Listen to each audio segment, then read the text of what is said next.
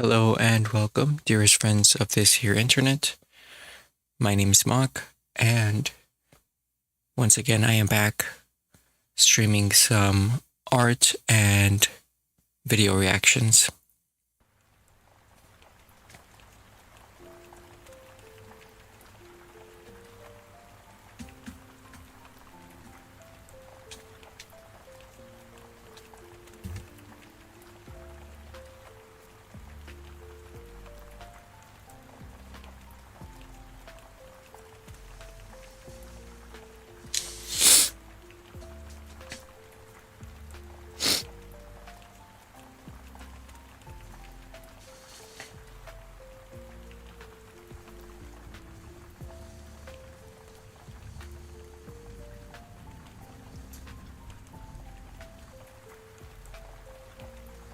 I literally started streaming and I didn't realize that my layout was kind of jank, so gonna fix that for a few seconds.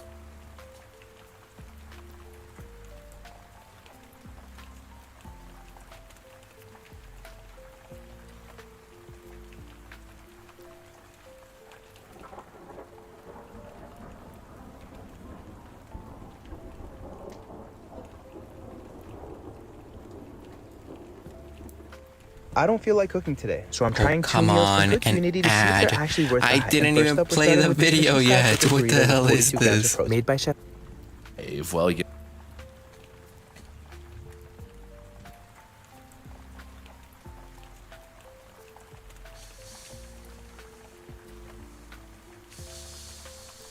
All right, so I think that's resized much better.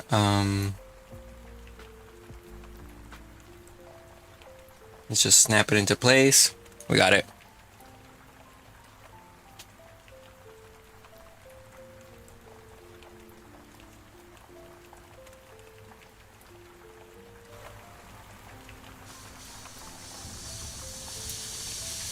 Quick sound check, make sure everything sounds normal and not completely falling apart.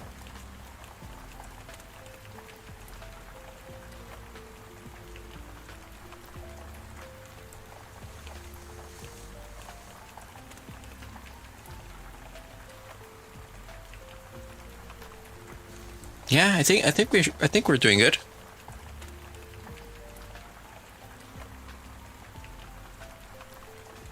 So, once again, I'll be working on my avatar, finalizing the character design sheet.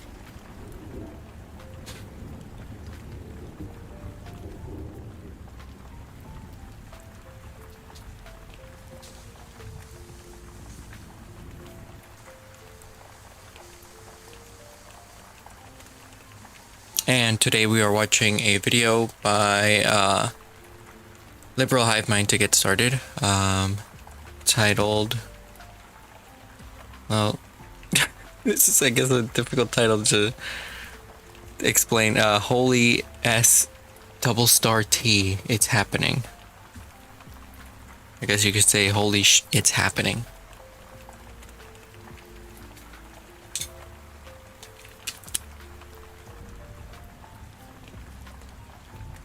as Chuck Todd put it, I think what we're seeing is less of a blue wave and more of a... Ah, geez, I forgot I scrubbed through it. There we go. Now from the beginning.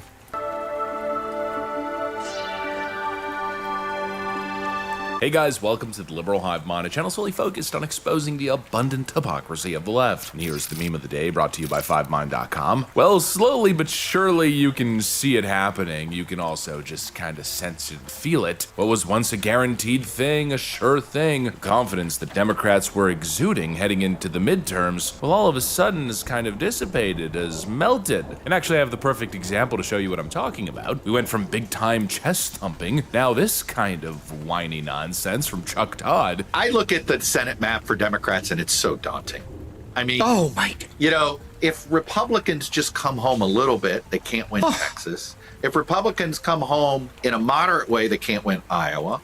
And if Republicans come home completely, they can't win Ohio either, right? Like, it is They are really, when your strategy is counting on other people not voting, and ultimately Texas is counting.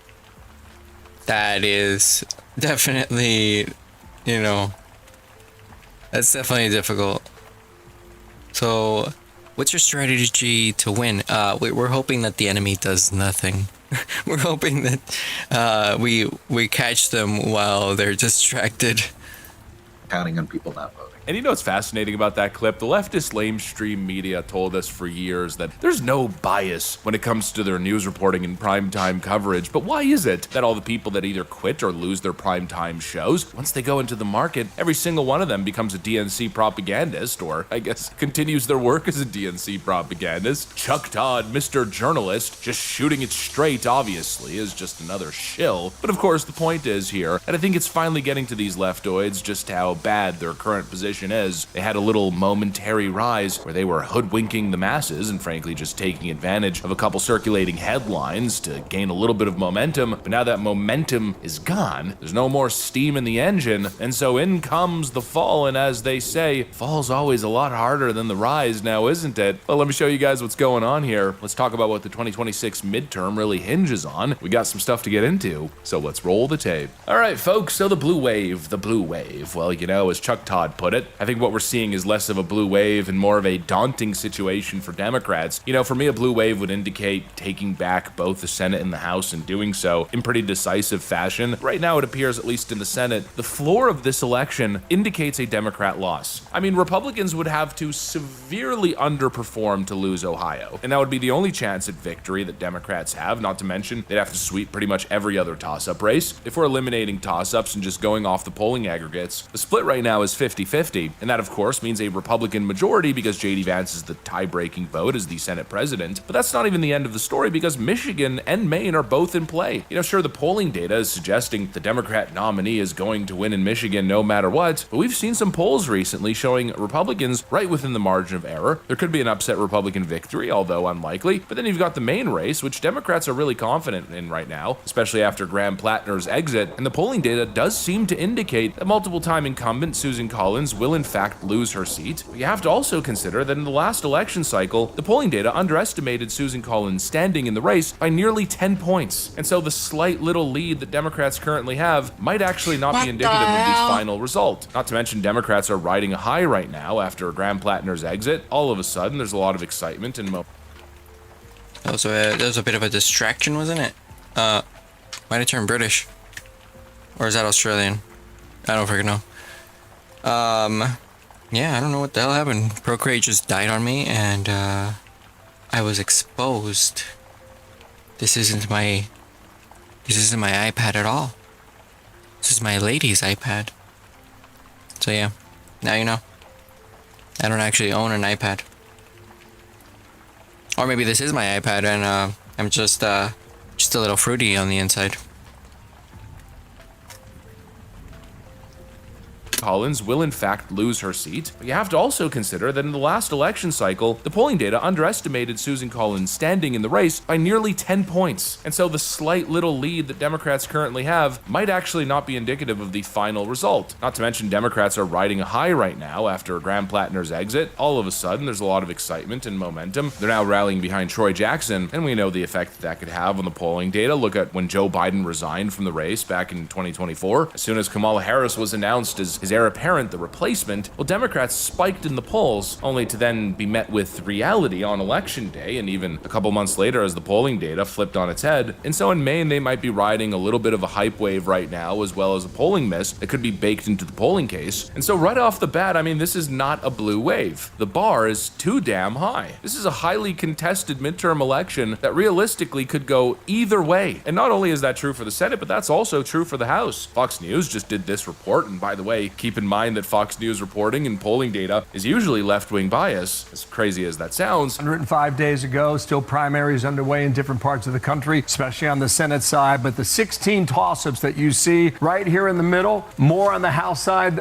for Republicans than on the Democratic side. But we see at the moment 16 toss-ups with the House. That is really close. 211 to 208. That is really close, damn. Democratic side, but we see at the moment 16 toss-ups with the House on the line. For the Democrats to have a good night, here is what they need to do.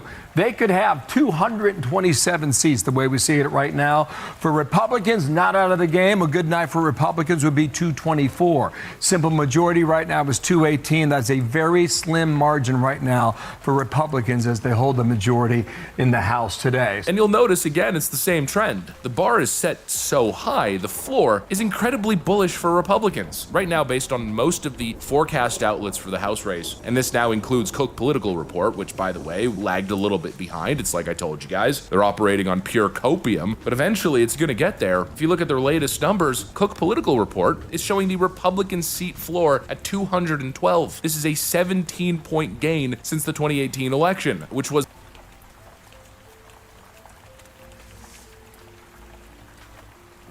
It seems like the political cycle as of late has really it's really changed, because I mean, normally numbers aren't this close for midterms, right? They normally aren't this close for the political landscape after a presidential election. Was the last time Democrats were challenging in a first term. Donald Trump's second term, I guess you could say, but his technical first term, considering this term is disjointed from the first. And so this is supposed to be a situation of easy pickings for the Democrats, a guaranteed unstoppable blue wave that has them with a base of 210 seats and 30 toss-ups for them to pick up. By the way, in the last 2018, they picked up 235 seats, and so they won 25 out of the 30 toss-ups, meaning they secured 83% of the races. But now the situation is totally flipped, and there's 18 toss-ups. If we do the same arithmetic, if they were to win 83% of those races, that would give them a majority, but only ever so slim. In that scenario, Republicans would still hold on to 215 seats. The Democrat majority would be tiny, sitting at a measly 220. But see, the thing is, it's not exactly a direct comparison in arithmetic like that. I mean, just looking at the headline numbers, you could tell 2018 ain't 2026. It's a completely different environment. They don't have the same kind of enthusiasm, so it's not actually guaranteed that they win 83% of toss-ups, especially not considering the current socialist hostile takeover that the party's experiencing, and especially considering the fact that they have no messaging campaign during this election season. Even Democrats are now calling that out. There are a lot of people in America who feel that the Democratic Party is out of touch. We can't be honest about what's going on, with immigration. We don't have a plan for immigration. We're not able to say what actually Democrats should do to fix the problem. All we are is opposition to Trump. Under Biden, we said inflation is not really a big deal. It's transitory. It's going to go. And unfortunately, that's not a new issue. That's realistically been an issue for a long time. In the Obama years, Democrats were literally on the Republican side. They were the ones calling for deportations. They were the ones calling for closing things up and making things harder for immigration inflow, I should say. And then they pivoted once Trump came into power. They pivoted towards the opposite. But all they really wanted was for things to be more open, and there wasn't any real long-term plan there. It was just, let's be more open, and we'll sort of figure things out as we go. And unfortunately, it seems like that game plan has kind of just remained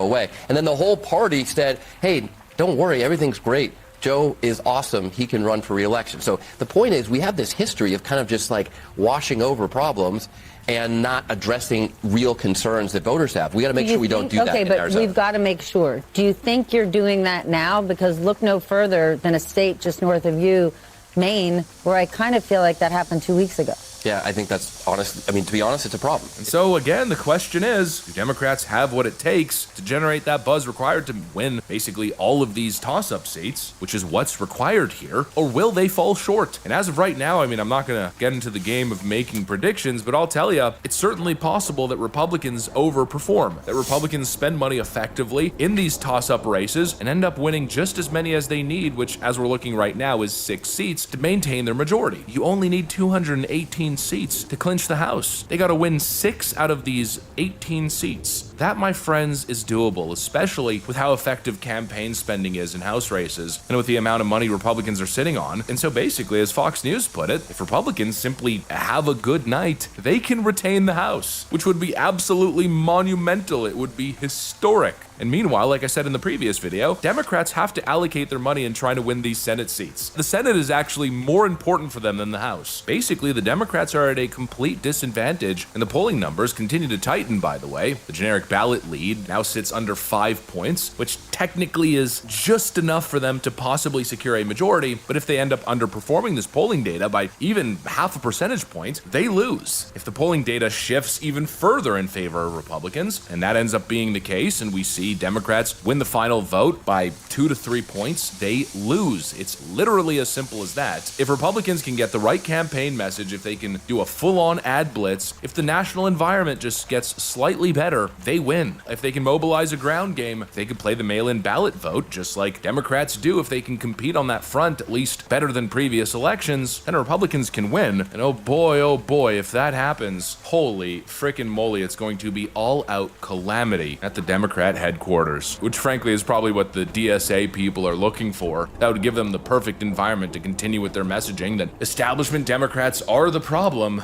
That would be a catalyst for this communist takeover. Oh boy. Yeah, that's not looking good, is it? Yeah, if Democrats underperform, it's just gonna give more fuel to the fire of the DSA uprising, the Democratic Socialists of America, who are currently trying to essentially overthrow the normal Democrats, the more mild Democrats. Of the Dems, which in turn, in the long term, would make the Democrat future outlook look even more abysmal. In other words, not exactly a bright road ahead, a lot of negative, quite dismal, as former NBC News propagandist Chuck Todd put it, quite daunting indeed. I guess, oh, how things change in a matter of months. I'm taking a victory lap here because, of course, this is what I've been saying. The closer we get to election, the more the polling data is going to crunch. And now we're seeing it. Democrats are realizing the situation they're in, and oh boy, isn't it glorious. Anyways, that's what I got. Thanks for watching, and I'll see you on the next one.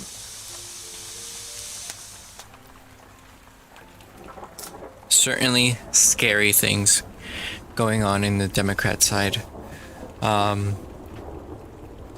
For Republicans, we had a similar situation where MAGA took over, but the difference was the reason they were able to take over and the way in which they managed to take over was a lot more, well, democratic. The old school Republicans had all died out, and when MAGA came in, they essentially reinvigorated the party with younger voters, with ex-Democrats. It was not the same as what the DSA is currently trying to do, or at least has stated through Hassan Piker that they want to do, which is, now that we are on the rise, and socialism is, taking a foothold in the American, what do you call it? The American zeitgeist. They just want to oust all of the Democrats, the normal middle-of-the-road Democrats, because in their opinion, they just are not doing enough to change the political landscape and to effectively change policy.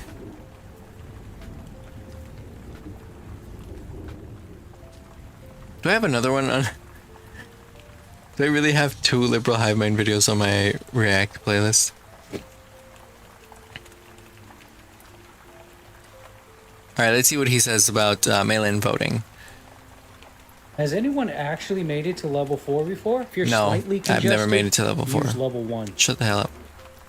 I actually need one of those. I have a deviated septum, so sorry to anybody listening, but sometimes I gotta take in a nice deep breath and go, because I have a deviated septum. I can only really effectively breathe through one nostril at a time, unless I tilt my head in just the right angle to get that septum realigned. And today, I can breathe out my right nostril. Alright, so again, this is Liberal Hive Mind.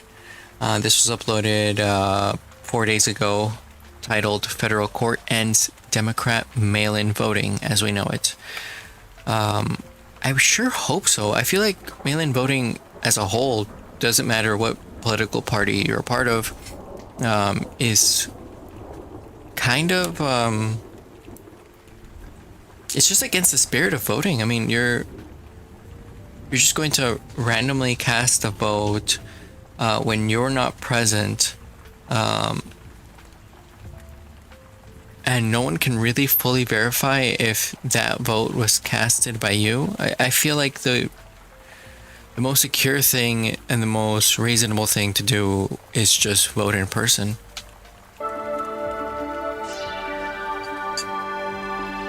Hey guys, welcome to the Liberal Hive Mind, a channel solely focused on exposing the abundant hypocrisy of the left. And here's the meme of the day, brought to you by 5. Really? I mean, that's insane skill, honestly. I think I could pull this off. But that's some really good skill because of the fact that she's going up and downstairs.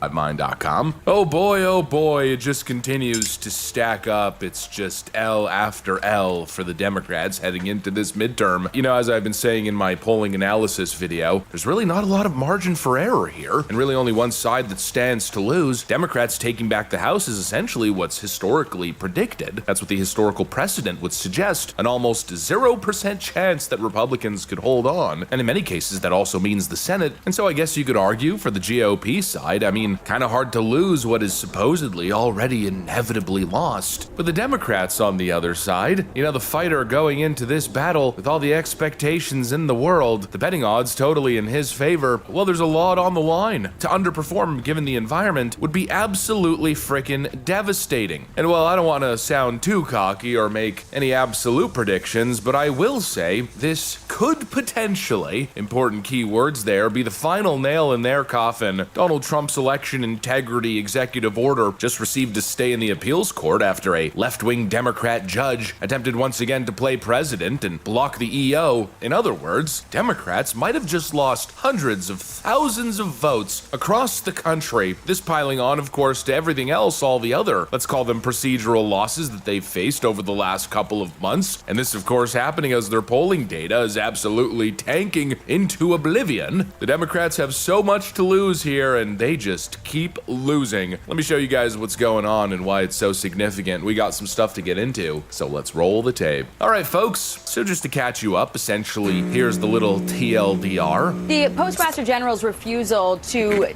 deliver mail-in ballots to any state that won't say who's eligible to get them follows an executive order the president signed back in March, creating this proposed rule, and that order is facing multiple court challenges. Just yesterday, a federal judge in Boston blocked the administration from implementing most of this order, which also deals with other provisions like proof of citizenship and deadlines.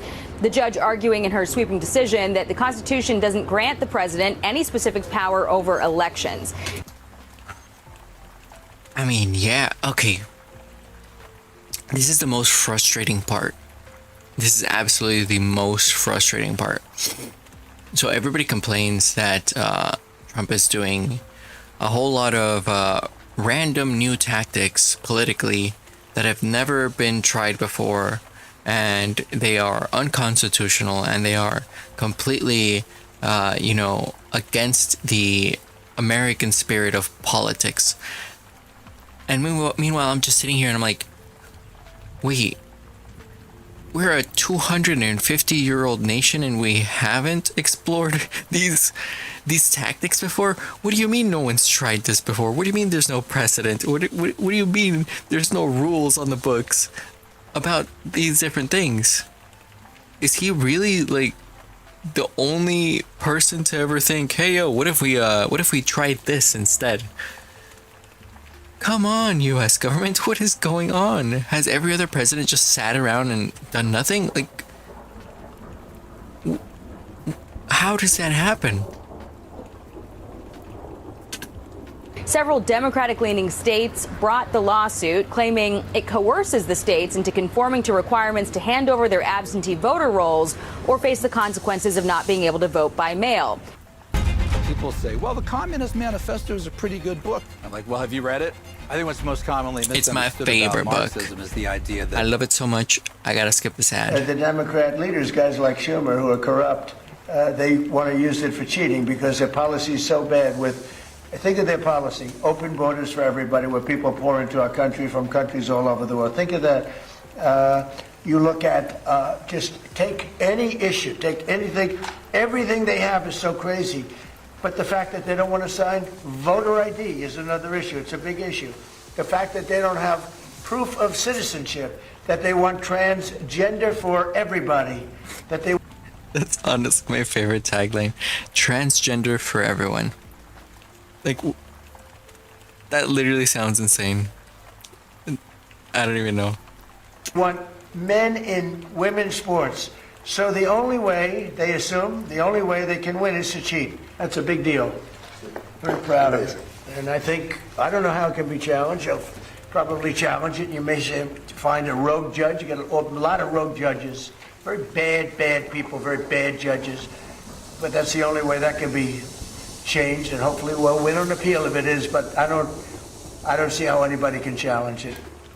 I don't see how they can challenge it. So essentially, President Trump signed an executive order that required real verification and identification standards before ballots are sent through the mail to respective states. But Democrats have been fighting tooth and nail, which of course is very telling. Immediately as the executive order was passed, they filed an injunction with a left-wing judge, and over the last however many months, they've essentially refused to comply with any demand of transparency relating to voter rolls. But now it appears they might be out of luck. As the latest update, I got an update here from SCOTUS Wire. The DC Circuit Court has temporarily allowed the U.S. Postal Service to move forward with its proposed election mail rule, requiring states to submit voter lists and serialized ballot barcodes before a USPS with mail federal ballots, staying a district judge's order. The panel said that USPS is likely to win on appeal for two independent reasons. The challenge is likely premature because it targets a proposed, not final rule, and two, even if adopted, the rule likely would not violate USPS's 2021 settlement agreement with the NAACP. And this comes after the U.S. Postmaster General confirmed that he would be implementing the EO. In other words, every single Democrat state won't have a choice. They're going to have to finally fork over the rolls, and finally, we're going to actually see just how bad it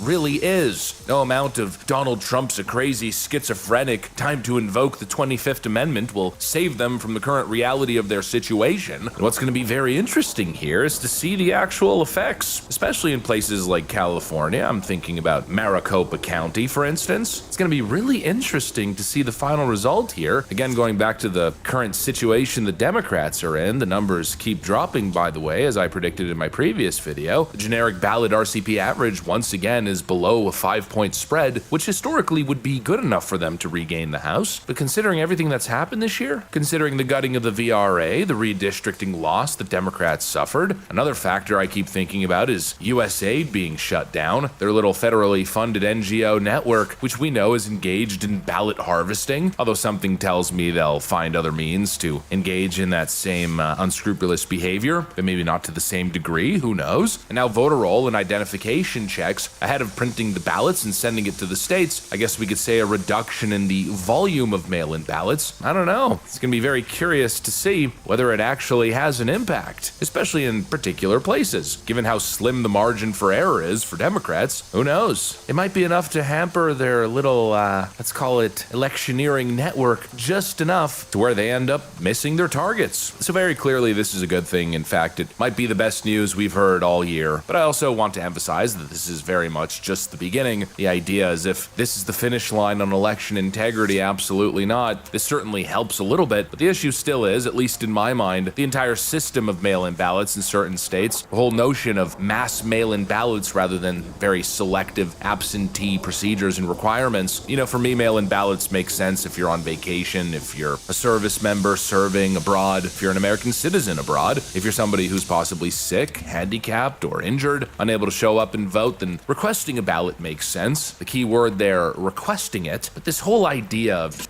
Yes, I think that you should have to request your ballot. You should not just be, blanket check, sent a ballot just because then there's just a bunch of random free-floating ballots out there.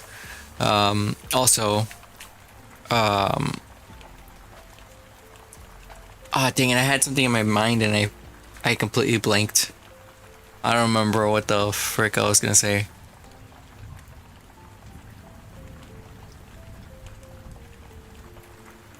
Something about absentee voters, but I don't remember. I really don't remember.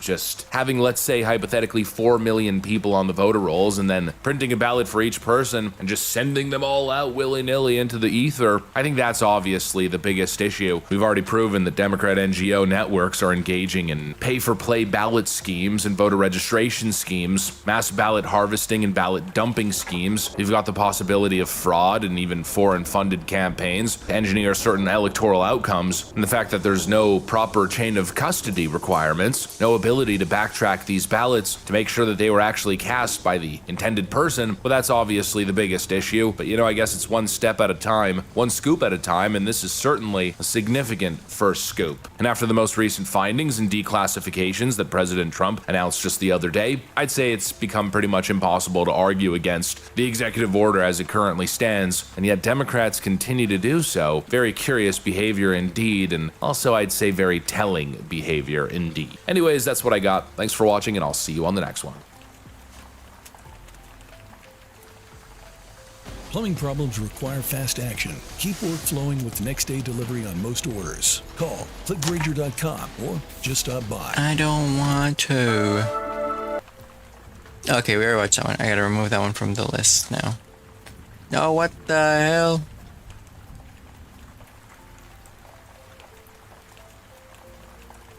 So, take this off the list. Yeah.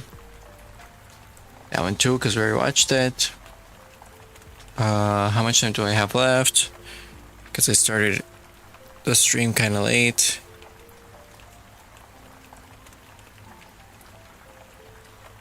Got about an hour or so.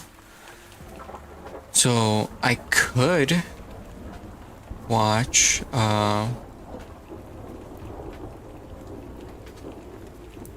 Based Camp. No, actually I could not, because if I pause and start commenting, those Base Camp videos are going to go from 1 hour to like 2. Didn't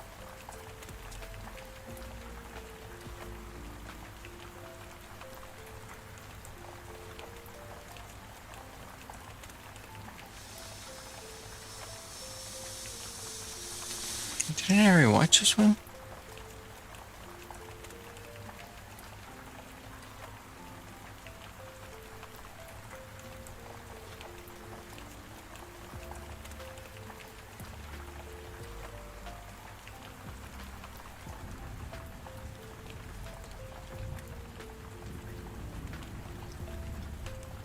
Okay, so I already watched that one.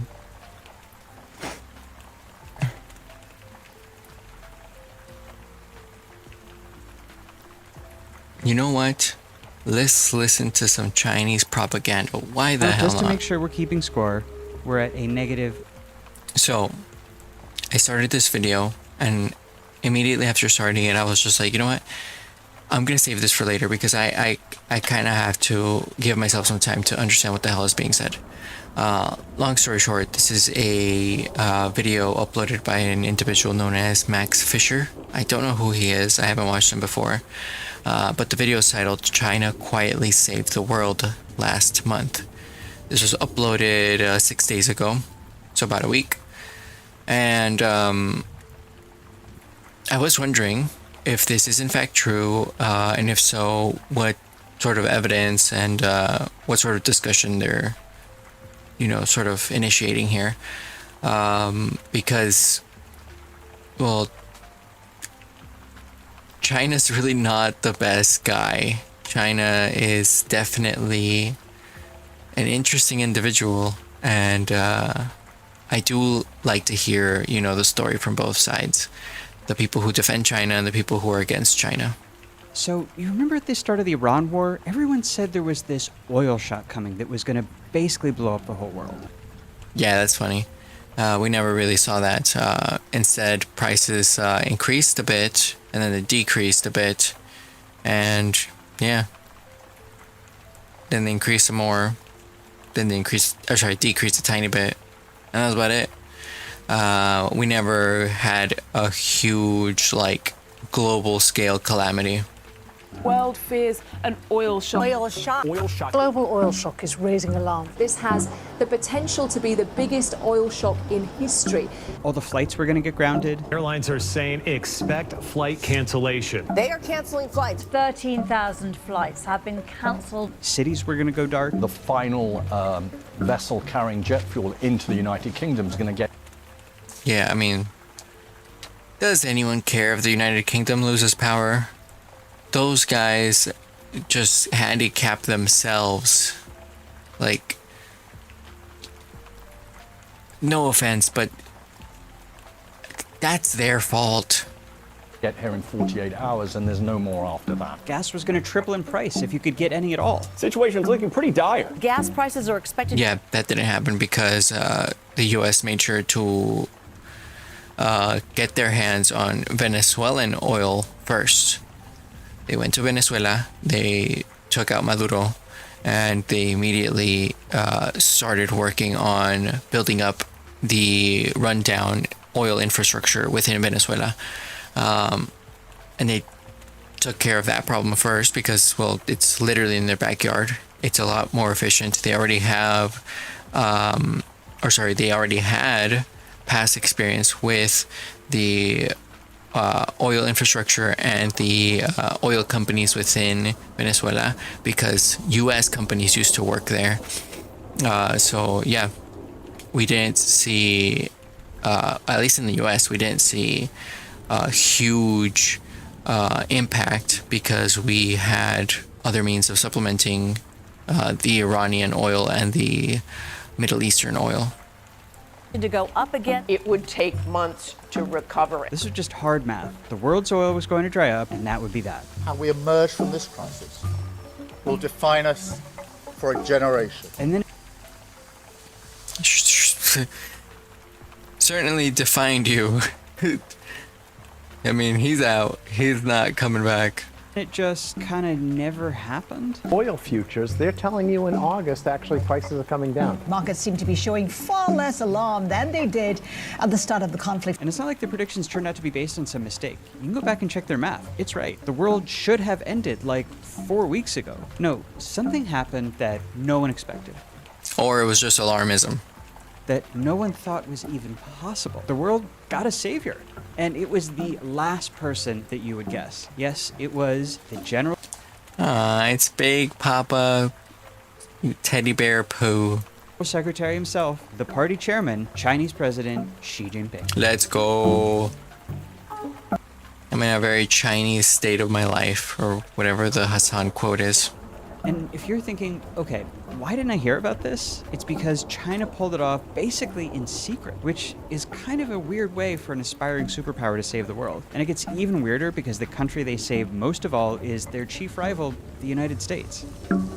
Well, today we are going to pull back the curtain on how China saved the world from the Iran oil shock. We're going to start by piecing together what China did that saved the world, since it happened in secret. We're going to unravel how China did it, because this should simply not have been possible to pull off, which will help us to answer why China did it, the theories for what was behind all this. And finally, we are going to look at what this changes in our global economic order. This is a crazy one, guys. This story is crazy. So let's get into it. It's crazy.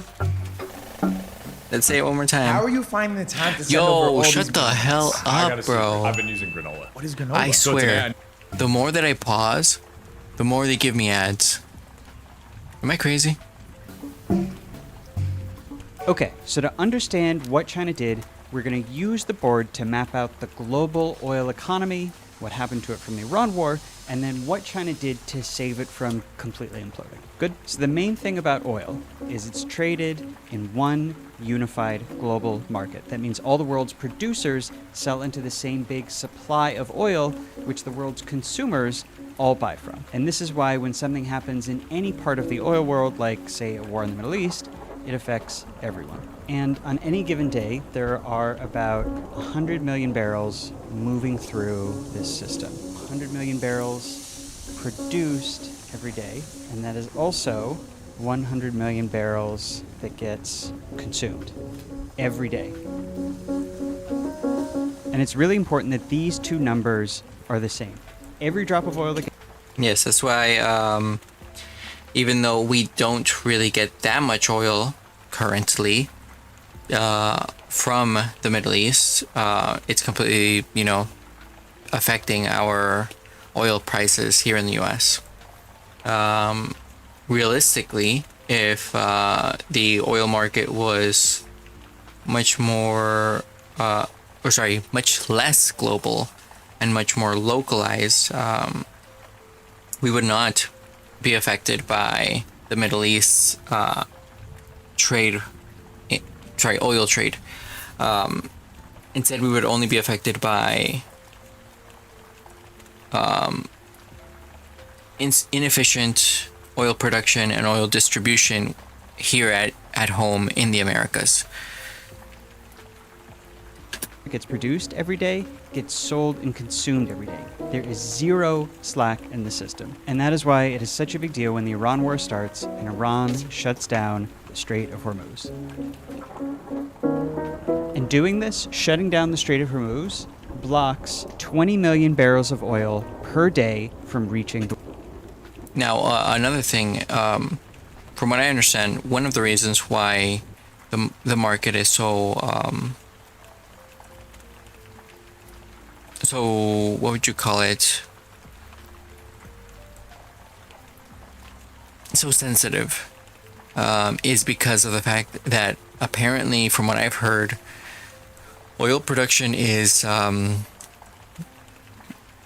it just kind of has to be like this non-stop free-flowing thing, from what I've heard, right?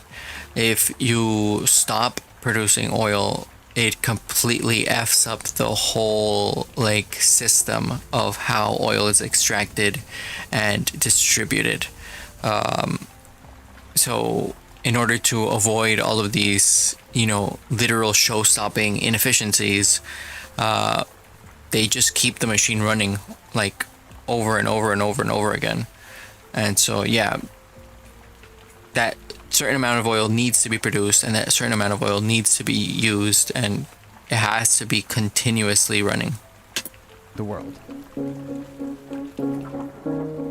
So now we've only got 80 million barrels a day in output to meet 100 million barrels a day in demand, right? This equation no longer balances. We now have a 20 million barrel a day deficit. And this deficit means that pretty soon 20% of the oil-consuming world was going to power down. That's 1 in 5 flights, 1 in 5 factories, power plants. It's a global calamity. Still, the world is ready with a couple of defenses, including this. Oil pipelines that go around Hormuz. This is the East-West pipeline, known as Petroline. That big one is controlled by Saudi Arabia, and then the United Arab Emirates controls the other main one. This is the Abu Dhabi crude oil pipeline. And these pipelines add about 7 million barrels of oil back into the system. It's a lot.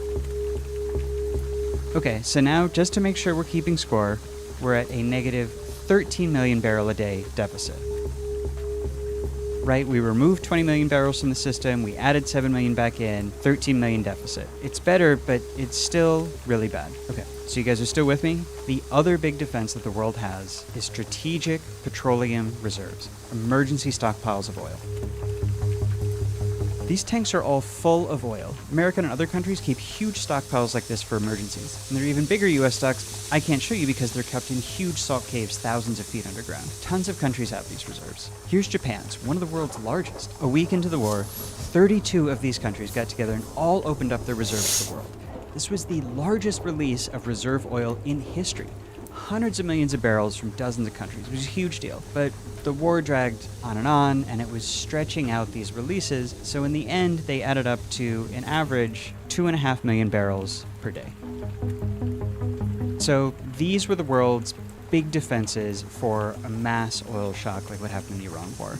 And together, these bring our deficit down to 10.5 million barrels a day. This is still a calamity, more than a tenth of global energy usage, and it gets worse. Those 32 emergency stockpiles from all over the world, they are running out. Here's America's reserve. It's dropping hard and fast towards zero. But here's Japan.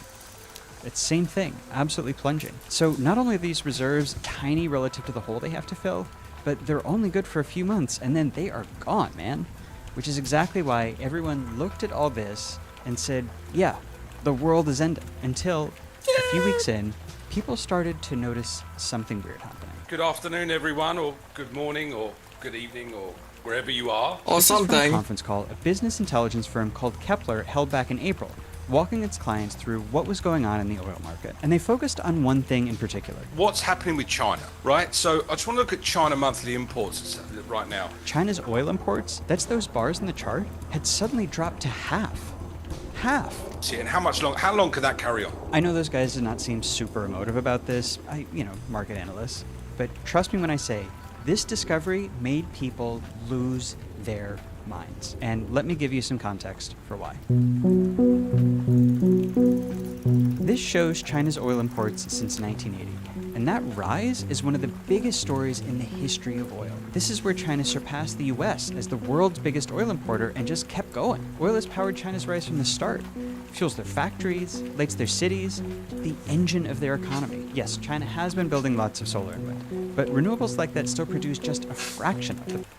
Yeah, overall, China is literally the world's biggest polluter. They use the most oil and they use the most coal in the world, basically. There is no other nation that matches them. The power that they get from coal, gas, and especially oil, which is why it seemed impossible that right after the Iran war started, China's imports that have been rising for decades dropped overnight by half. This decline here, 5.5 million barrels a day, is equivalent to more than all of India's oil imports. But is he going to talk about why? Is he going to talk about why China's oil imports fell so drastically? More than Europe's 5 biggest economies combined. This was the thing that saved the world, China. China took its imports and magically cut it by 5.5 million barrels a day.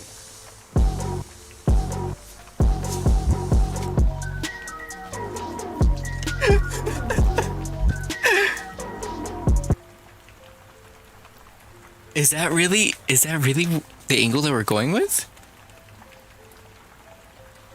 What do you mean magically?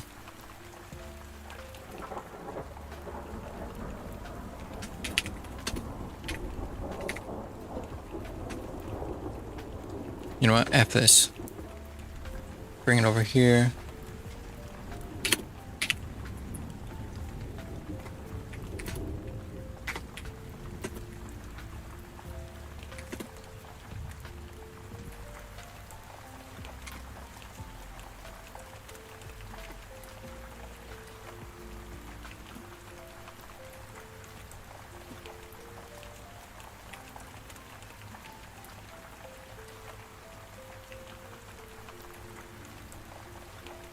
That's insane, bro. That's literally insane.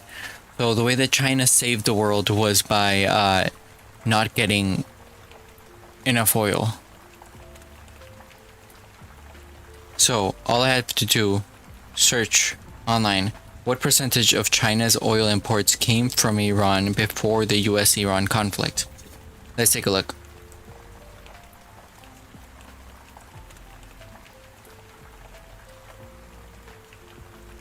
Before the conflict, Iran supplied approximately 12 to 13% of China's total crude oil imports. This accounted for up to 1.4 million barrels per day, with China purchasing about 90% of Iran's total exported oil. 90% of the Iran market was controlled by Chinese imports. All right. So then let's ask the exact same question. Actually, let's only copy the first part. There we go. Let's ask the same question, but now, instead of Iran, let's substitute that with Venezuela.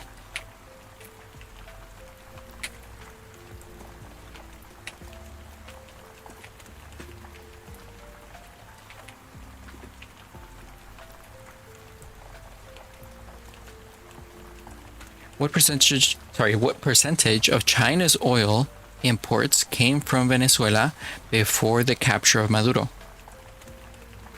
Before the capture of Venezuela's President Nicolás Maduro, in January 2026, Venezuela crude oil accounted for approximately 3 to 4% of China's total oil imports. I think these numbers are skewed. I remember researching this as it was happening, and the numbers were literally like 10 times that of what I'm getting now. I remember Venezuela being somewhere around like 30 to 40%, and Iran being somewhere around like 20. Let's keep reading though. Maybe I was wrong, right? Maybe I looked at this topic in a flawed way originally. So right now I'm getting the result that before the capture of Maduro, it was 3 to 4% from Venezuela.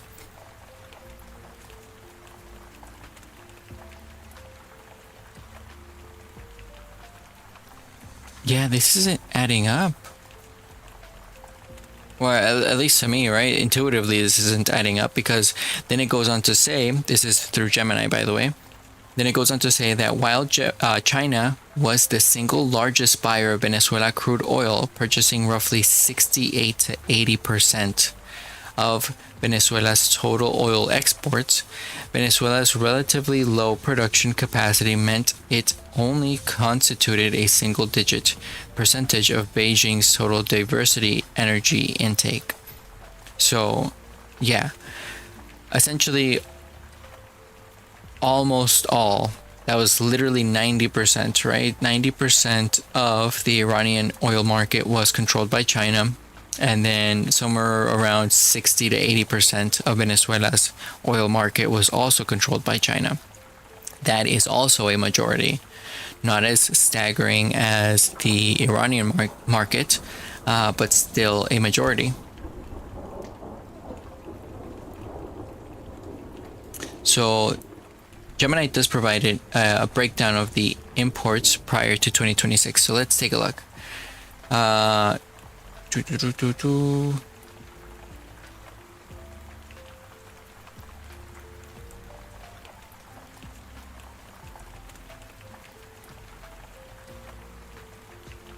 I need to read this closer.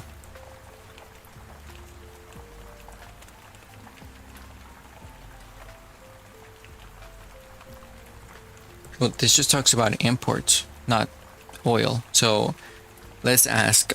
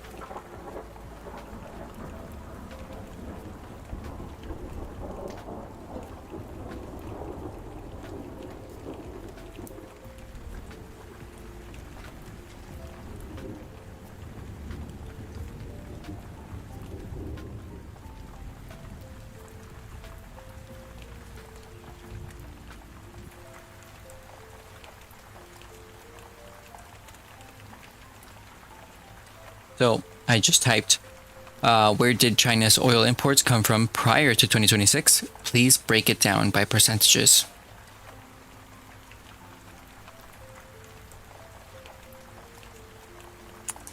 There it is. All right.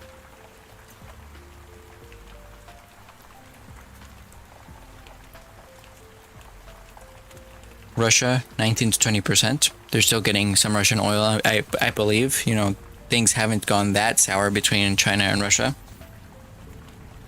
Saudi Arabia, 14 to 15%. That should have taken a bit of a hit, but not as bad as, you know, Iranian oil. Iran, 7 to 12%. 7 to 12%. Does that match with our original answer? Yes, 12 to 13%. So that still matches up. Iraq, 11 to 11.5%. I imagine that also took a bit of a hit. Brazil, 8%. United Arab Emirates, 6%. Another, you know, tiny hit.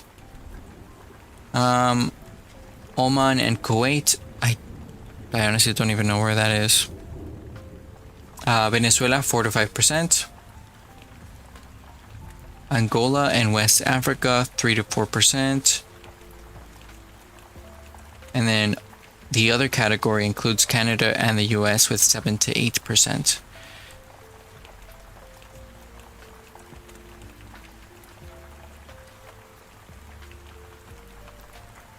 Cumulatively, over 50% of China's crude oil imports originated from the Middle East. That is how 50% of China's oil has taken a hit.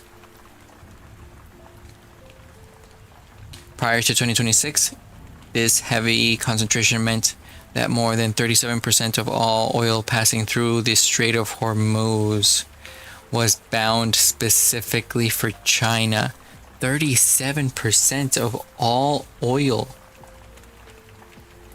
Yeah. More than 37% of all oil passing through the Strait of Hormuz was bound specifically for China. There you go. Explaining the aggressive stockpiling strategy the country pursued during 2024 and 2025 to shield itself against future geopolitical supply shocks. And yeah, China has seen some difficulties from this, but they aren't in free fall. They aren't completely losing it because of the fact that they apparently have been stockpiling for about 2 years now.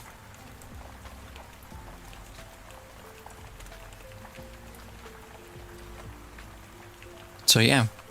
37% or more of all oil passing through the Strait of Hormuz was specifically for China.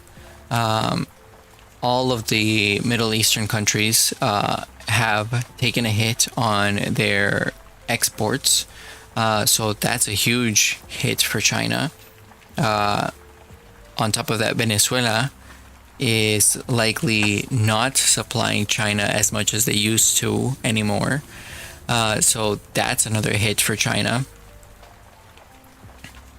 And I would imagine that US and Canada are not selling China quite as much as they used to.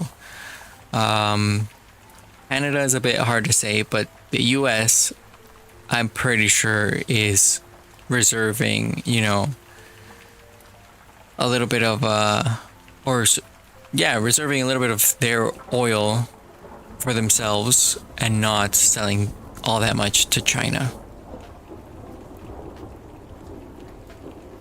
Which means that what started as a 20 million barrel a day deficit from Hormuz closing is now, after all those alternate pipelines, plus emergency stockpiles, plus China doing whatever it's doing, means that deficit is now down to just 5 million barrels a day. I seriously need to comment on this man's video. That's insane. The way that China saved the world was by being the most affected by the crisis. How does that make sense? Look, that's not great. The guy living on the beach with the shorefront property who has a billion-dollar mega mansion actually saved the rest of the community because his house took the brunt of the wave. Like, how does that add up? Great, that's still pretty serious. But everybody's shaving 5% off of their oil usage instead of 20% is the difference between mass blackouts and economic collapse, which is what we thought we'd get, and a few months of higher gas prices, localized flight cancellation. This is actually a testament to the US's strategic capabilities, right? We knew exactly how to target China, Venezuela, and Iran in order to effectively affect only the US's enemies. And some gas lines in Southeast Asia, which is what we got instead. So yeah, I would call that basically saving the world, really thanks to this guy. Aww. And thank you, before we Winnie go the further, Pooh. I want to thank our sponsor for enabling us to bring you this video. I'm sorry, my guy, but your explanation of how China just saved the world is so much mental retardation so far that I am not going to sit and watch a sponsor. That's insane that you somehow managed to take a situation which was targeted against China as, oh, well, China, they took the blow for you. A personalized AI toolkit builder. So if you're interested, you can sign up for free using the link in the QR code or in the video description. So now let's get back to our story. But China has not said a thing, hasn't acknowledged they're doing this, hasn't said how or why. Doing what? They haven't done anything. They can't do anything. That's why they took the blow. Just stopped importing oil by the largest amount any country has ever. They stopped importing because they can't import because the Strait of Hormuz has been compromised. Stopped importing oil. Poof. Overnight cold turkeyed this substance that the entire industrialized world, and China especially, have made essential to their daily functioning for 100 years. And since China won't tell us how they did this, we're just gonna have to piece it together ourselves. Starting with a quiet change China made right at the start of the war. I use Cookunity Let's when hear I'm it. too Let's busy to freaking meal hear prep. it. Fresh, chef-made meals delivered right to your door, with calories and macros listed on every dish. Shut For the dinner, hell I'm having Chinese up, bro. This article from 2 weeks into the war revealed that China had ordered a total ban on fuel exports. The context here is China has a huge refinery industry. And what it does is it turns raw crude oil into stuff like jet fuel and gasoline.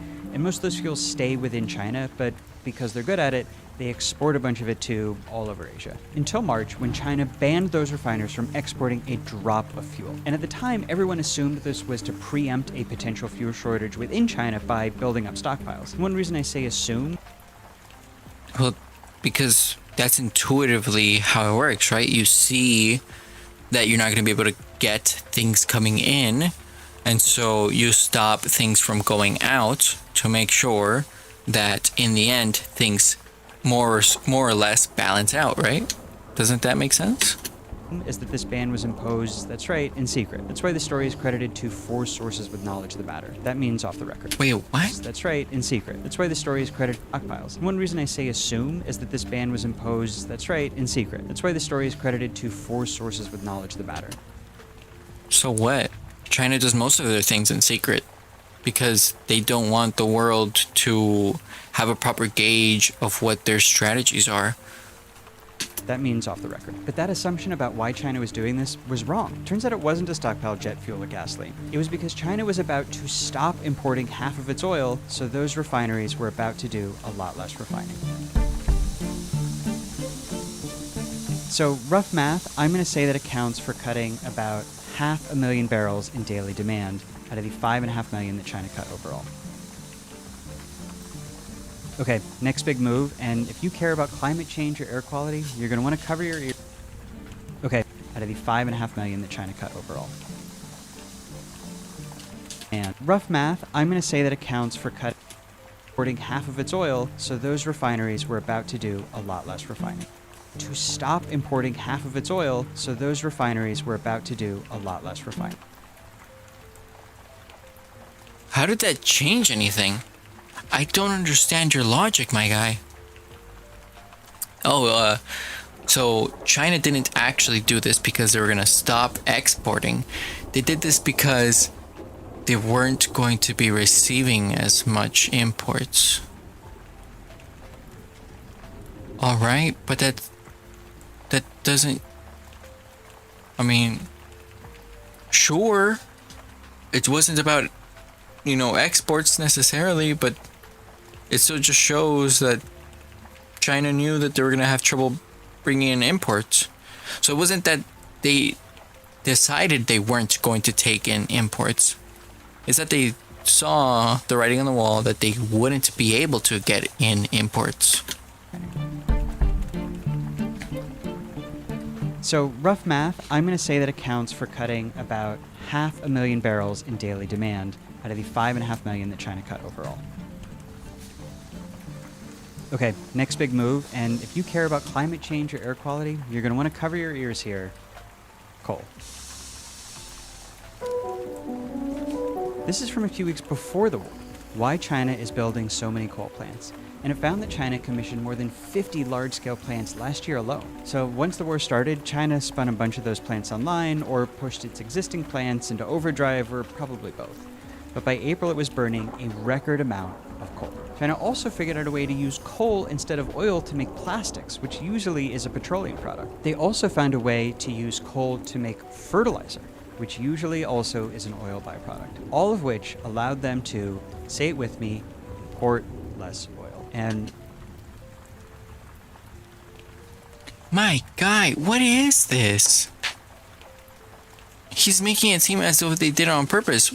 But the issue is that whether it's on purpose or not, you can also see this from the other side. If it was, you know, done out of necessity, of course you would find ways of using less oil because you know you're not going to get as much oil in. What is going on with bro's brain? We're not sure the exact amount, but let's just say, and this is a guess, another 500,000 barrels. But why would you guess? Now, by all accounts, life remained completely normal within China, like even more so than it did in the United States, where gas prices were crazy. But China did find some ways to nudge people to use less fossil fuels. I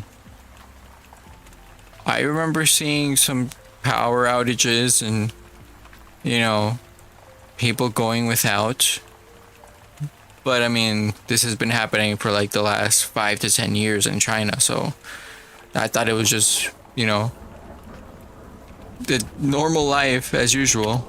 According to this Wall Street Journal story, for example, after Chinese airlines canceled a bunch of internal flights and air passenger traffic declined about 6%, there was also a 5% rise in rail passenger traffic, meaning people just took the train. And by May, electric cars accounted for about a quarter of all vehicles on the road, up 33% from a year earlier. Now, China can't make and distribute 50 million new EVs overnight, but if you already got a large fleet in people's hands from years of subsidies, then when gas prices spike because, say it with me, China stopped importing oil, people with gas cars will start carpooling in their friend Xiaomi SU7 EV, they'll start taking the train, and gas consumption will go down. Right, but they didn't just do this in a year. It hasn't even been a year. What are we talking about? They didn't just do this in a couple months. This has been the Chinese plan for a while.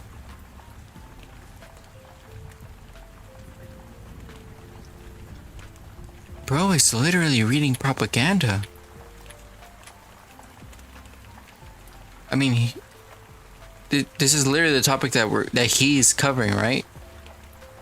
This isn't even like an independent article about an entirely different topic. He's literally just talking about the exact same topic that this article is talking about. According to this Wall Street Journal story, for example, after Chinese airlines canceled a bunch of internal flights and air passenger traffic declined about 6%, there was also a 5% rise in rail passenger traffic, meaning people just took the train. And by May... Again, this could be entirely out of necessity. Not just, oh yeah, we did it because we're the good guys, you know? Electric cars accounted for about a quarter of all vehicles on the road, up 33% from a year. EV charging volume on highway surged. EV charging volume on highway surged 53% during the holiday period. According to data from China's National Energy Administration, the Ministry of Transport estimated that an average of 15.4 million EVs traveled each day during the May holiday period, accounting for about a quarter of all vehicles on the road and up 33% from a year earlier.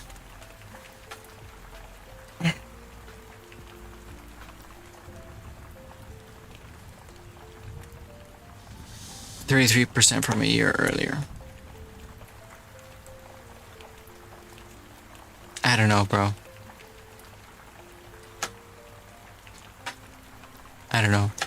I don't know how to put this phrase into context because I don't have enough information. And I am acknowledging that because bro out here is not. Why are, you know, what was it?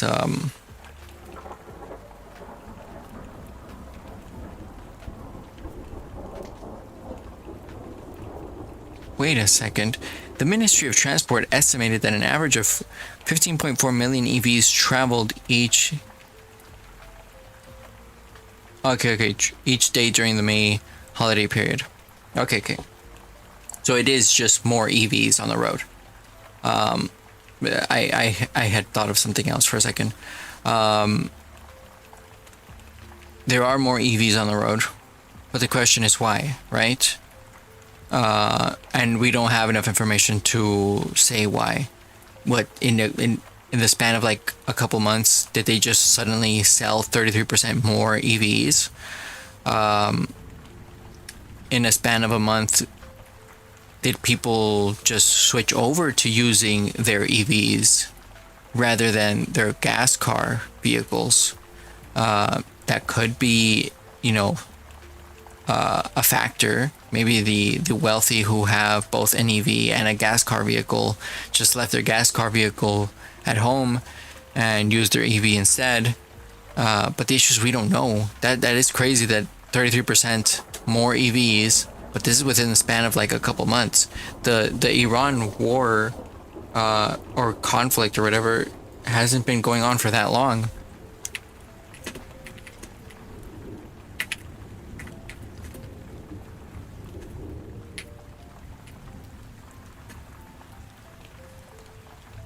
All right, so when did the US-Iran conflict begin? The United States is currently engaged in a months-long war with Iran that began on February 28th, 2026. And let's check our calendar real quick so that we can actually make sense of this. How long ago was February? February, March, April, May, June, July. 5 months. In 5 months, 33%. In 5 months, sales of EVs rose by 33%? Or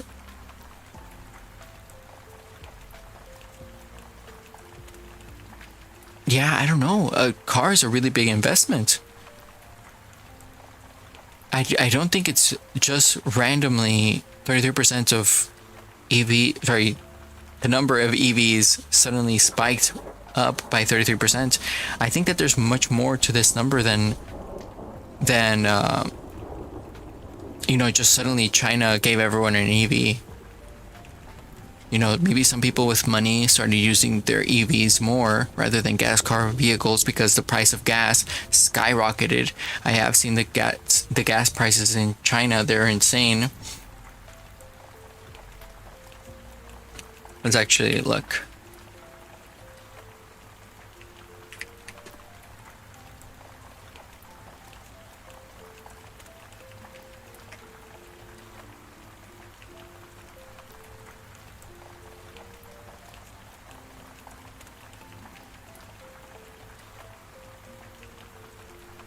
Oh wait, I should have just looked,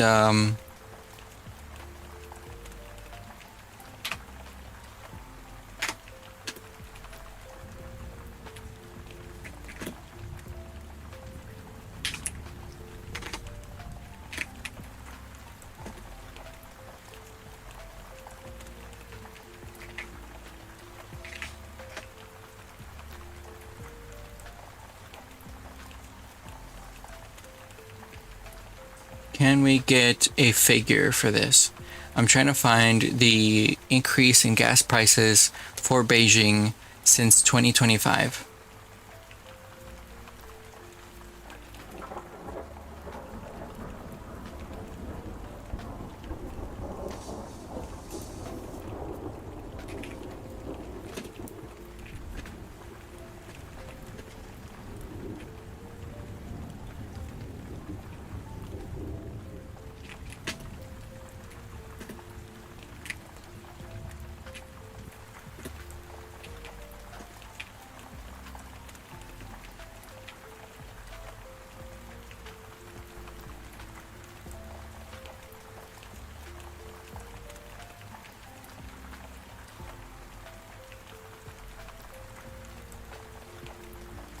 Alright, so national retail gas prices in the US.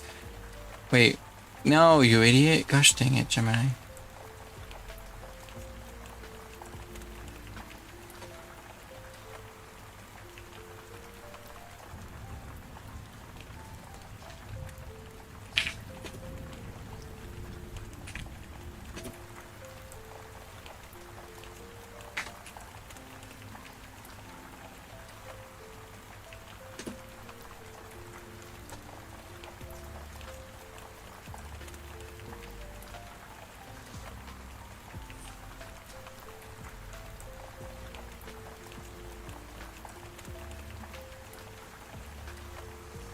What the hell is going on?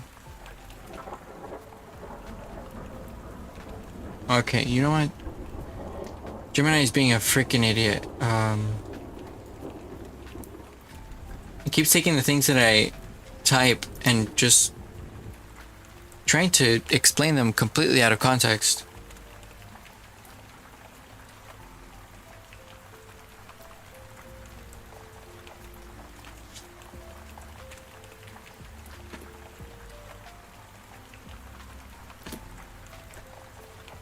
I'm talking to it about gas prices in Beijing, and then I asked specifically for how much they rose or fell percentage-wise, and then it just gives me the U.S. and I don't know what the hell is wrong with it.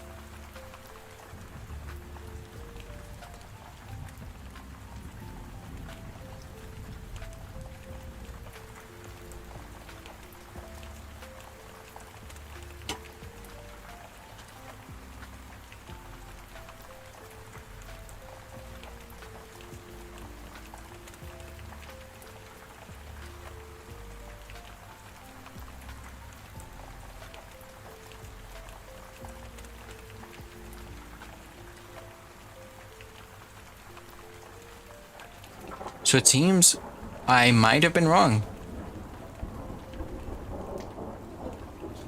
Gas prices are up 2.3% since 2025. They are not as drastic as I thought they were.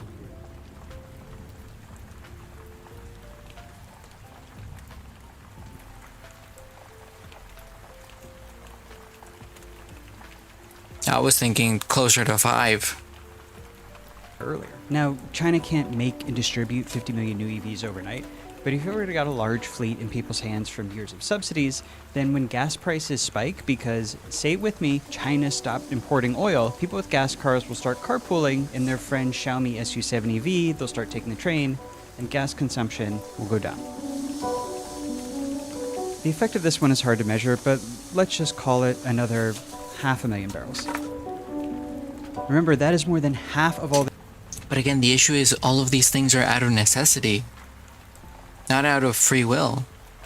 The oil that France imports. It is a lot. But we're still not really close to explaining all 5.5 million in China's disappearing demand. And that's because we've got one big thing left. This is China's real secret weapon. And it's something that we, the world, did not know about until now. It's in silos, just like this.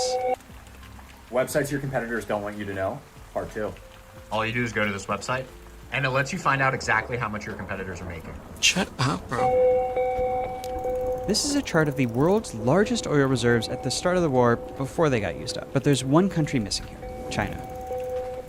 And the size of China's oil reserve is, you guessed it, a state secret. but we can get a decent idea. These are some of China's crude oil silos, and the two main things to know about them are that they're really, really big, and that the domes on them go up and down based on how full they are, all of which is fully visible from space. There are people whose whole job is to count those silos and how full they are to track how much oil China has saved up. They have more sophisticated ways to check those numbers too, but the silo counting works pretty well. And those silos alone suggest China has 1.4 billion barrels saved up. That's Yeah, potentially. I mean, we literally just read that they've been stockpiling since 2024. That's 2 years straight of stockpiling.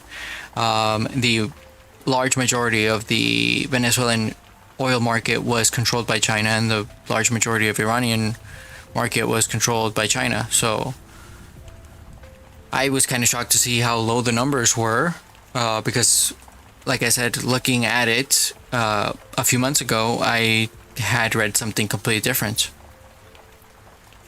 more than every other country's stockpile added together. It would be enough to fill a 12-foot tank the size of Manhattan. And this is just the oil we know about.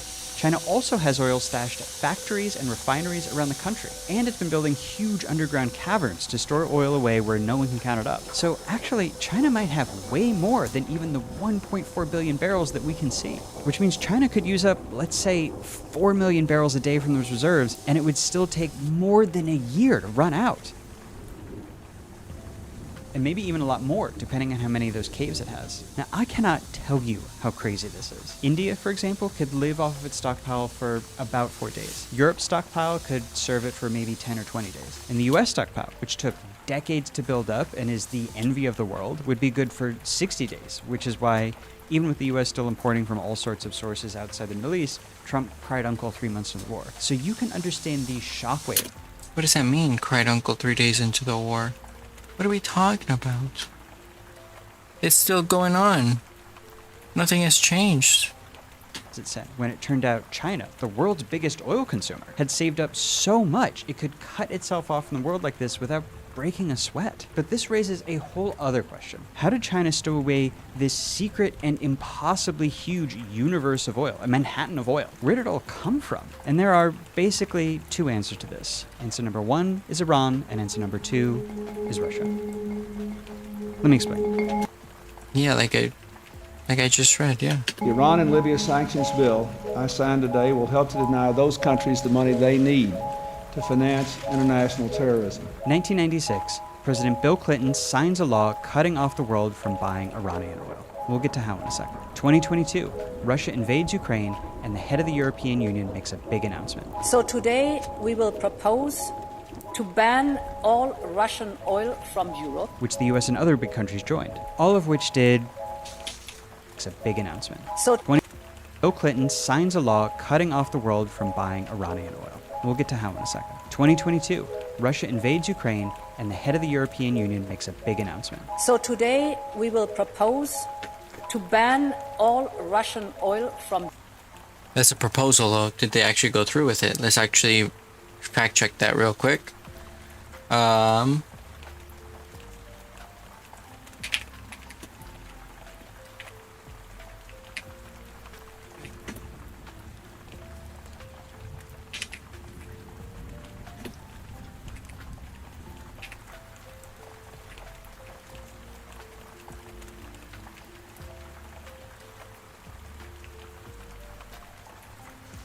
So, I just had to type in, does the UN still receive Russian oil imports? The answer is yes. The United Nations... Wait, what the fuck am I saying? It's not the UN. What the frick am I? I'm retarded, bro. The EU. Freaking idiot, bro. And the answer is still yes. The EU continues to receive Russian oil, primarily through pipeline exemptions granted to landlocked countries like Hungary and Slovakia. While direct imports have plummeted to a very small percentage of their pre-war levels, some EU member states still rely on these direct deliveries, and imported refined petroleum products can also enter the market.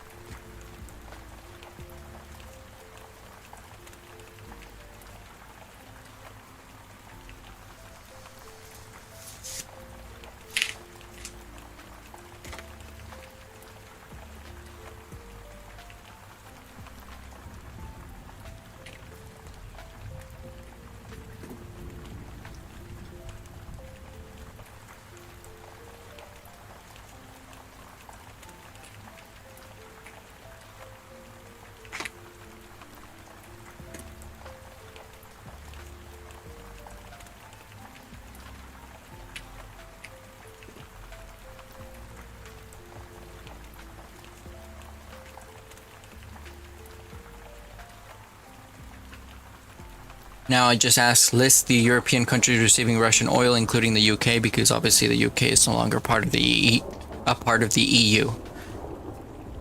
So that's Hungary and Slovakia are the only European countries still legally importing large volumes of direct Russian crude oil.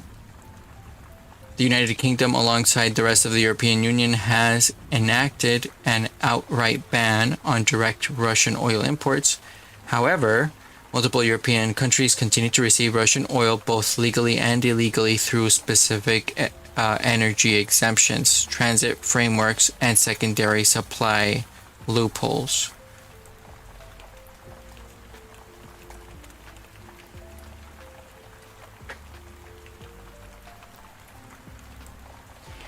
In the refining loophole, we have the United Kingdom, who explicitly relax certain secondary sanctions to stabilize rising fuel prices, continuing to receive millions in refined products legally originated from Russian crude.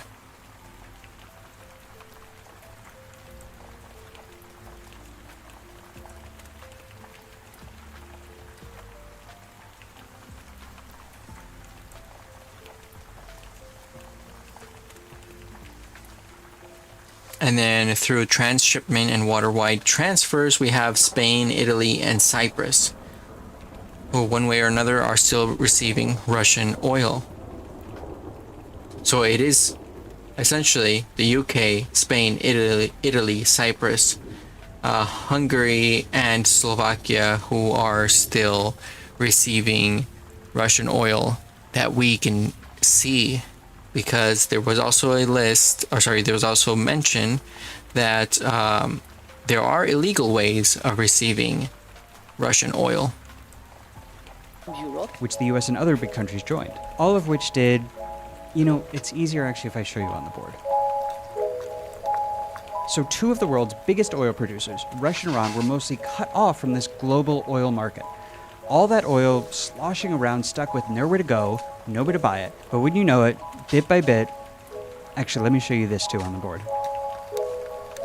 Hello, my name is Adam Ferrari, the Chief Executive Officer of Phoenix Energy. I look forward to you joining us at our next investor. No. China found a way to get all that forbidden Iranian and Russian oil. This is a report by a... What do you mean they found a way? They don't care about international treaties, laws, and negotiations. They just go wherever the hell they want. Think tank called the Atlantic Council, tracking China's secret oil trade with Iran and Russia. And they did it by using dark fleet tankers that operate outside of maritime laws and obscure the operations. They rebrand the oil as Malaysian, funnel it through small independent refineries called teapots, and then route the money via smaller back alley financial institutions with names like Bank of Kulu. But okay.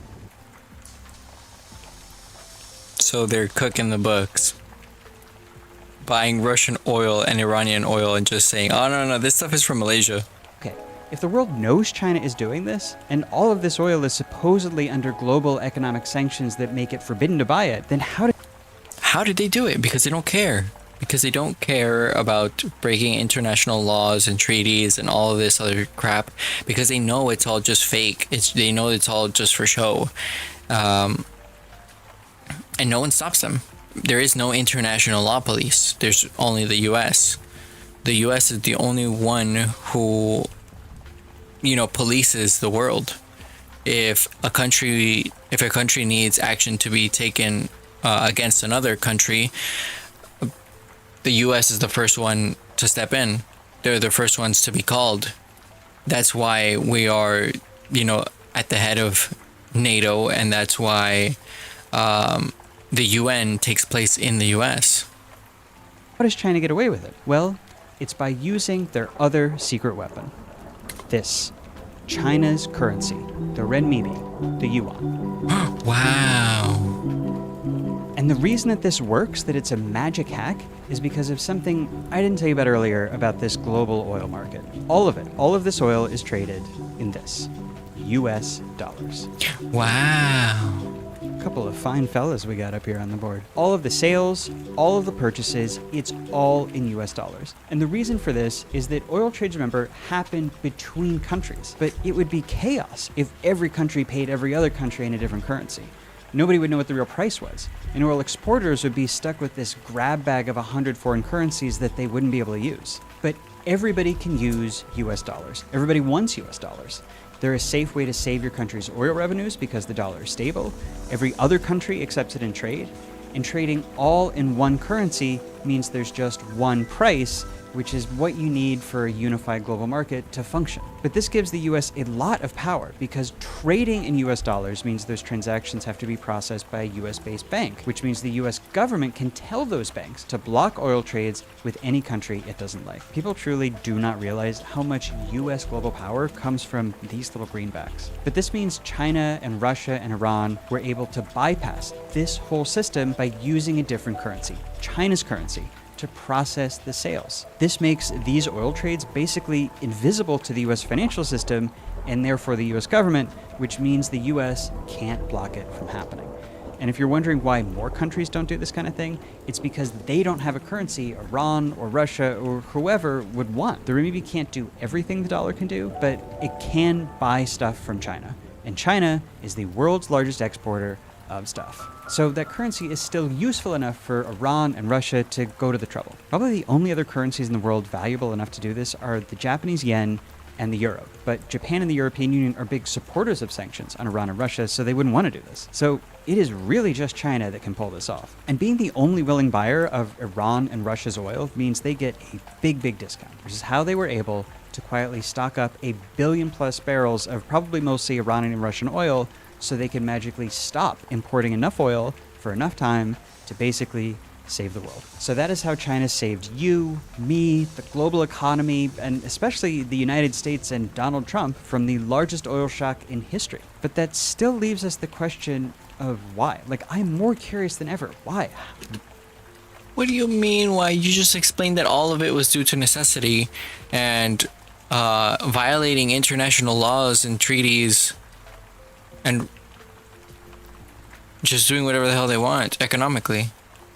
Why would they bail us out, and why would they do it? Why would they bail us out not knowing that they would bail us out? In total silence. And to answer this, we are going to need the other side of the board. So we're going to use the board to go through 4 theories for why China did this that I think all have some merit and some evidence to them. But first I want to rule out 2 that I think don't scan. Number 1, probably the one you've been shouting at your screen for the last 10 minutes because it seems so obvious, is that China did this. China stopped importing oil just to protect themselves from high oil prices. But you know what? This one doesn't hold up. Here's why in one number: $74. That is the average replacement price on China's oil reserves that they have been burning up. Here's the price of oil over the last 6 months.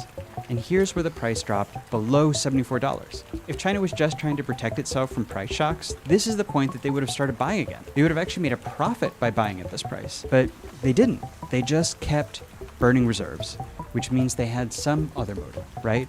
So started buying again. They would have actually price of oil over the last 6 months. And here's where the price dropped below $74. If China was just trying to protect itself from price shocks, this is the point that they would have started buying again. They would have actually made a profit by buying at this price. But they didn't. They just kept burning reserves. Buying from home. Venezuela was taken over by the US and Iran couldn't ship out. So buying from home. They can buy from Russia, but Russia is dealing with Ukraine at the moment. Which means they had some other motive, right? So, second wrong theory we need to rule out. This was all a soft power play for global goodwill. I'm sorry about the panda. I know it's a total cliche. When you Google image search Chinese soft power, this is the first thing that comes up. So, I don't know. I went with it. Anyway, it's also wrong. This soft power theory does not square with China's big ban against its refineries exporting jet fuel or gasoline, because this really hurt the neighbors in Asia who count on China for that stuff and are the exact countries China most wants to improve its standing with. For another thing, remember China did all this and didn't talk about it. If you save the world to make countries like you, wouldn't you, I don't know, mention it at least once instead of hiding it in secrecy? So these theories, I think these are up. So now let's look at the theories that do make sense, starting with the big one, Taiwan. I'm lowering my ask to just $1 today, and here's why. This Senate race in Texas is likely going to be the most expensive and the most competitive.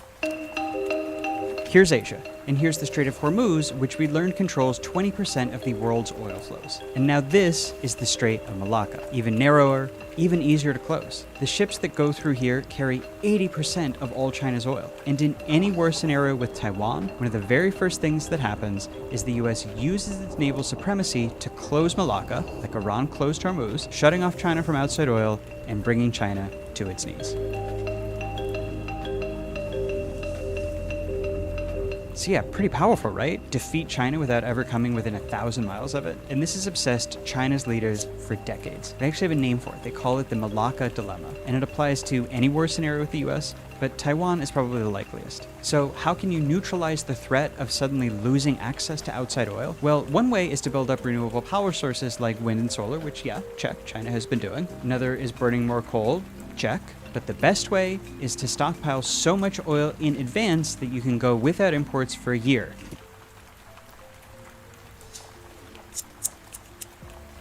Bro is constantly proving himself wrong. What are we talking about? Yes. Why did China save the US? Well, China didn't save the US. China's just been looking out for China for the past, like 10, 20 years. And this is one of the reasons why. Keep the lights on for as long as the war takes. Under this theory, China had this whole no oil plan ready in case of war, but they pulled it off now both because they could, and maybe as a little demonstration to the US and Taiwan that the Malacca problem is kind of solved just to threaten them anymore, so don't expect them to hold them back. Okay, ready for theory number 2? Leverage with Donald Trump. Trump and Xi actually just had a big one-on-one summit in May. And, watching this, it's not hard to imagine Xi telling him, hey Donald, I'm single-handedly saving your economy right now by absorbing the oil shock so it doesn't hit the United States. So you want me to keep this up? You better make it worth my while. Because he knows if... You want me to keep this up? What is he gonna do? Buy oil from... whom? If he buys from the US, he's gonna have to pay US prices. He's not gonna be able to get discounts like he did in Iran or Venezuela. If there's one thing Trump has shown he's sensitive to, it's the price of oil. Now, nobody can prove this happened.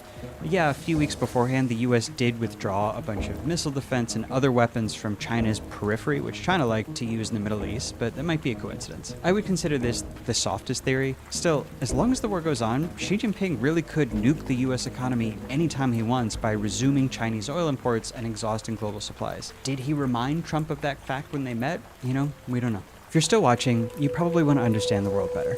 And so do the thousands of members of our club called New Press. New Press is where smart, curious people get a deep with other Johnny and Israel launching this week, as well as a dumb question. A bunch of questions. What is China's /questions? And the link protecting China. Now, let's get back to it. Okay, theory number 3, and I'm pretty partial to this one. Protecting China's export-based economy. China's economy, like we said, centers on manufacturing and exporting basically everything in the world. Here's every country China exports to, scaled by overall value. Now let's cross out all the countries whose economy would implode in a sustained oil shock. This one, probably these guys, definitely the Europeans. Yep, here. Okay, well, China just lost half of its export market and a bunch of its economy with it. Or that's what would have happened if China hadn't propped everyone up for 3 months by absorbing the oil shock. Now, I can't prove that's why they did it, but I do think it would make a lot of sense. Okay, theory number 4. They did this to prove to the world that China now controls the global price of oil. I had to print this out of my world, that China... Okay, theory number 4. Wait. Then again, that would just mean that China's looking out for China. China's not looking out for anybody else. They're trying to ensure that their economy doesn't implode because their economy is export-based. Would have happened if China hadn't propped everyone up for 3 months by absorbing the oil shock. Now, I can't prove that's why they did it, but I do think it would make a lot of sense. Okay, theory number 4. They did this to prove to the world that China now controls the global price of oil. I had to print this out of my home printer because the photo printer stopped working. That's why the Chinese flag is purple. I don't know. My apologies to China. Credit for this theory goes to a Bloomberg columnist named Javier Blas, who argued this was China unveiling its powerful new oil price weapon. He compares it to the 1973 oil shock, when Arab oil states like Saudi Arabia and some others shut off oil to the US, a power that got termed the Arab oil weapon and made those states a global player ever since. And he argues that, yeah, on some level this was probably about Taiwan and Malacca. But if China proved that it can flip 5% of the world's oil demand on and off like a switch, that gives them Saudi Arabia level influence over the world's most valuable resource, which gives them a lot of leverage over any country that buys a lot of oil. But if China proved that it can flip 5% of the world's oil demand on and off like a switch... But that wasn't China doing that. That was the Strait of Hormuz. What? China has no control over the oil that comes in. They only have the control over the stuff that comes out. They did not shut down oil production. They couldn't get oil to come in. That gives them Saudi Arabia level influence over the world's most valuable resource, which gives them a lot of leverage over any country that buys a lot of oil or that sells a lot of oil, which is pretty much all of them. I think there's probably some truth to all 4 of these theories, right? I don't think they're mutually exclusive. Now, we don't know enough. We can't peer inside Xi Jinping's head and know like which one is the truest, but I think if you look at these 4 together, you have a pretty good understanding of why China did this. So, okay, so the question now is, what does all this add up to? What does it change about our world? And we, the world, learned a few new things here. 1, China has neutralized the so-called Malacca dilemma that would have allowed the US Navy to shut down their economy. And that makes war with the US more bearable for China, and an invasion of Taiwan, therefore, more likely. And 2, China now has a lot of control over global oil prices, although I don't think we yet know how they would use that power, except how they did here to blunt a global oil shock. The reason why they have a huge control over oil prices is simply because they're one of the largest consumers. That's it. Not because they're, producers. But, the Iran war is still at a low boil, which means as long as Hormuz is at threat of closing or partially closed, Xi Jinping has a lot of leverage over the United States. He has that button on his desk that says nuke US economy. And along those lines, the US, China's big rival, it came out of this war weakened on the world stage in a lot of different ways that we talked about in the last video. Russia, meanwhile, is still mired in Ukraine. That means that among the major world powers, China is looking pretty good right now, which is part of why there is a growing They're looking stable, but they're not looking great. They've proven that literally half of their oil can just immediately be shut off. The US has control over China because it can just shut off Chinese imports of oil. Consensus that the war's real winner was China. China won, they're the winner, China's the big winner here, China wins. This is a little too clever, I think. Iran won the Iran war, but China did win something very, very... This is a little too clever, I think. Iran won the Iran war, but China did win something very, very big. And it's easier to explain if I put it on the board for you. This digital calendar, lightening my mental load, makes it worth every penny. I wasn't the guy's getting blown up right now, won the war. Let's go. So forever and ever, these have been the 3 world powers of oil for like the last century. The US, Saudi Arabia, Russia. They are the 3 biggest producers in the world by far. The US guarantees free flow of oil in the world's oceans and controls the US dollar. Saudi Arabia is the de facto leader of OPEC, the alliance of oil-producing states. And Russia, in addition to being a world power and a huge exporter, controls land-based oil flows across a bunch of Europe and Asia. But this era might be over, or at least starting to end. The US proved in the Iran war that it cannot guarantee the global free flow of oil anymore. And Russia is under global sanction and... Except it did, because it just took over Venezuela. And the Saudis were fine with the Strait of Hormuz being closed. Can barely sell its own oil. So these 2 powers might be out. And who displaced them? Well, arguably, one of them is Iran, which is not the world's biggest producer, they're ranked 7th, but they proved that they can unilaterally turn on or off 20% of the world's oil supply. Yes, they can willingly just turn it off. It definitely was not, due to any other factors. They themselves decided, we're gonna turn it off. No reason at all. Just, we feel like it. And nobody can stop them. And the other new global oil power, I think you know where this is going. I think you can make an argument for China. They kind of control... The guys who don't produce? The guys who mostly consume? The price of oil now, or at least have huge influence over it, because they can switch 5% of... They've been having a huge influence because they're one of the largest consumers. Global demand on and off, and because they were able to do what the United States wasn't in this war, and secure sufficient flows of the world's most important resource, single-handedly saving the oil-burning world from disaster. Because they were able to do what the United States wasn't in this war, and secure sufficient flows of the world's most important resource, single-handedly saving the oil-burning world from disaster.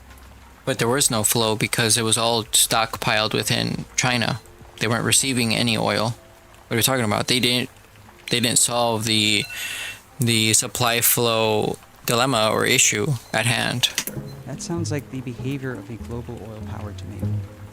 True. Now, I don't know what China wants to do with that power. I mean, we have some educated guesses, obviously, but they're not telling us. They might not even know.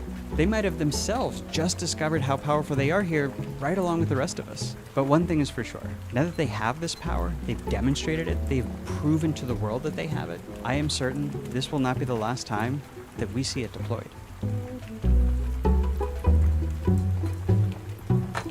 That was frustrating. Be right back.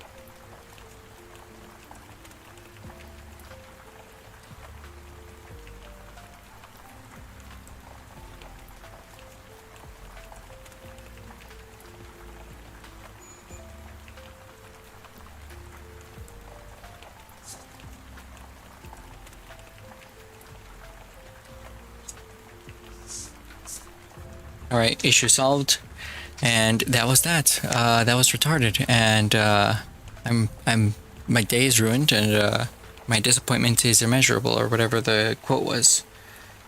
That was really dumb. I seriously need to leave a comment on that video. That's insane. I actually need to look through the comment section. Let's actually take a peek.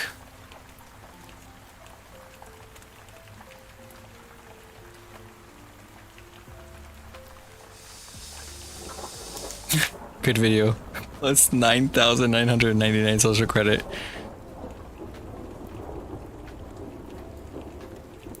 China, do nothing and win. They've been doing a lot. What are you talking about?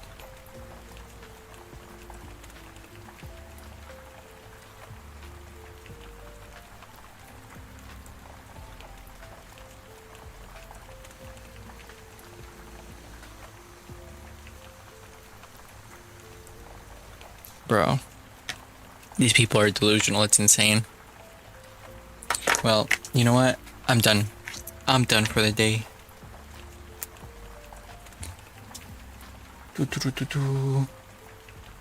Gotta wrap this up.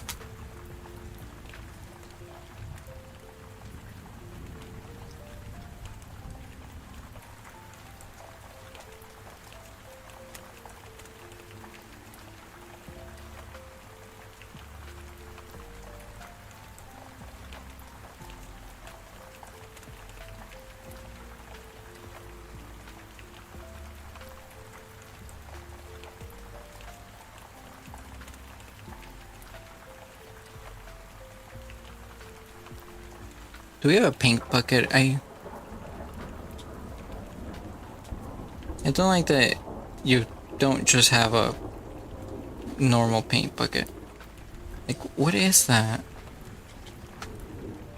Just give me a paint bucket, bro.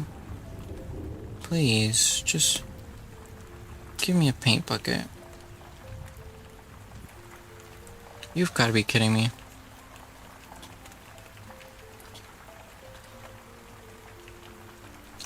Frick you, guy.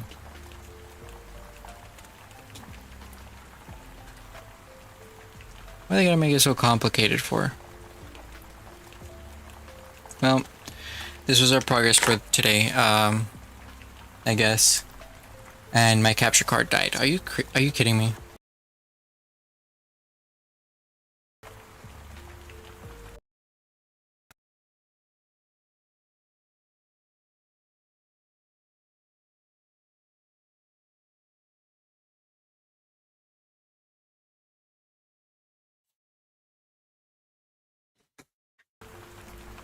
Accidentally disconnected my microphone. That was dumb. Didn't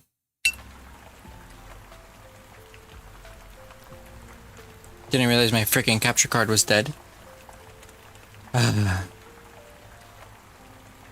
Well, that's done. I don't know how long my capture card has been dead, but whatever. Like I was saying, that's all, folks. If you're out there and you can hear me, thank you for tuning in. Good night.